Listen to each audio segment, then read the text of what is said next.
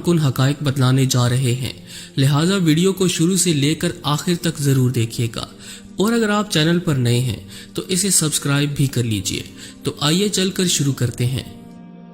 دوستو، قرآن مجید میں اللہ تعالیٰ نے جن قوموں کا تذکرہ کیا ہے ان کے آثار آج بھی دنیا میں موجود ہیں۔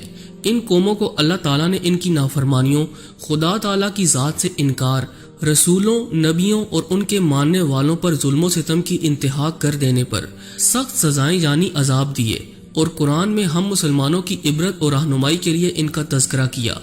حضرت نوح علیہ السلام کو ثانی آدم بھی کہا جاتا ہے، کیونکہ آپ کے خاندان کے افراد اور اللہ کے حکم سے تیار کی گئی کشتی میں سوار جانوروں کے علاوہ ہر شے پانی میں غرق کر دی گئی تھی۔ حضرت نوح علیہ السلام کی کشتی پر 8 افراد سوار تھے۔ حضرت نوح علیہ السلام، آپ کی اہلیہ، 3 بیٹے اور بہویں، باقی مختلف اقسام کے جانوروں کی جوڑیاں تھیں۔ نوح علیہ السلام کا واقعہ سابقہ آسمانی کتابوں تورات، زبور اور انجیل میں بھی ملتا ہے۔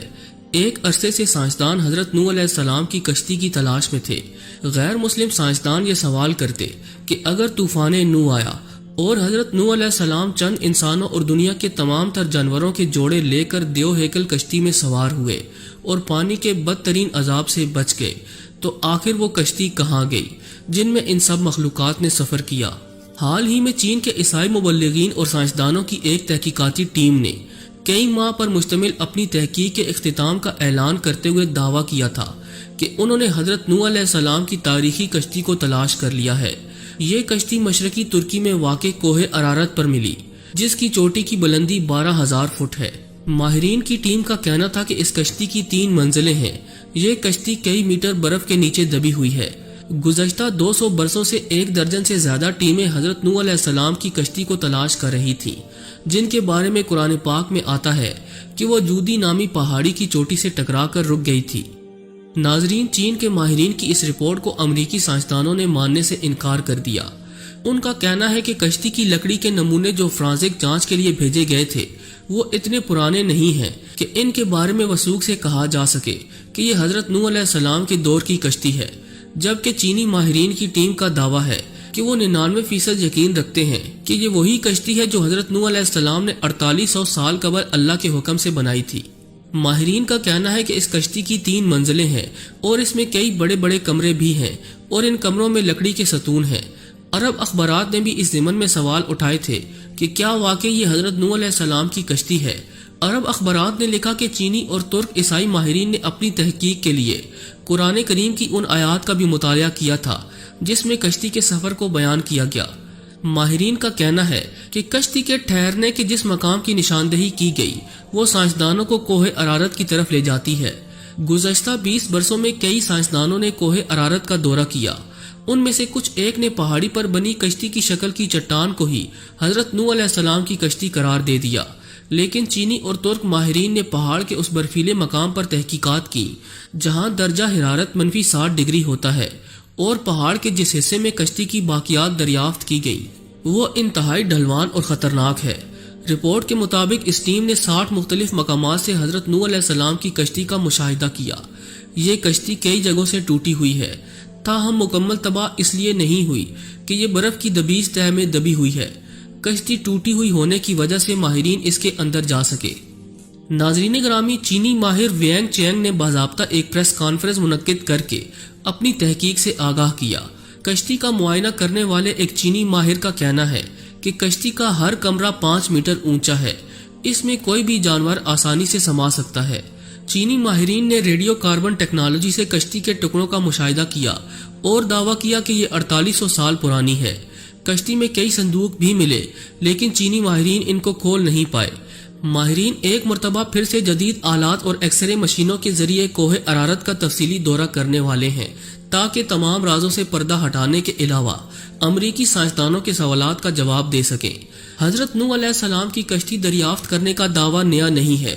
دوسری جنگ عظیم میں لیونارڈ نامی برطانوی فوجی لڑائی میں حصہ لینے عراق گیا تھا۔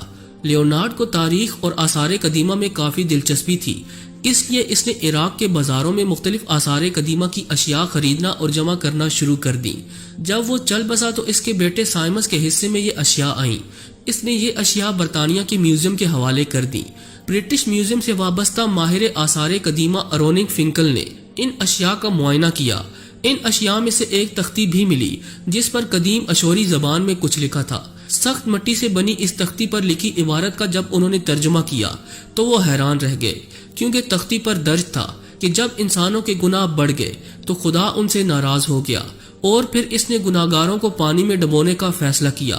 تب فرشتوں نے وادی دجلہ اور فرات میں آباد ایک نیک انسان حضرت نوح علیہ السلام تک خدا کا یہ پیام پہنچایا کہ وہ ایک کشتی تیار کریں اور اس میں نیک لوگوں کے علاوہ تمام جانداروں کا ایک ایک جوڑا بھی سوار کر لیں۔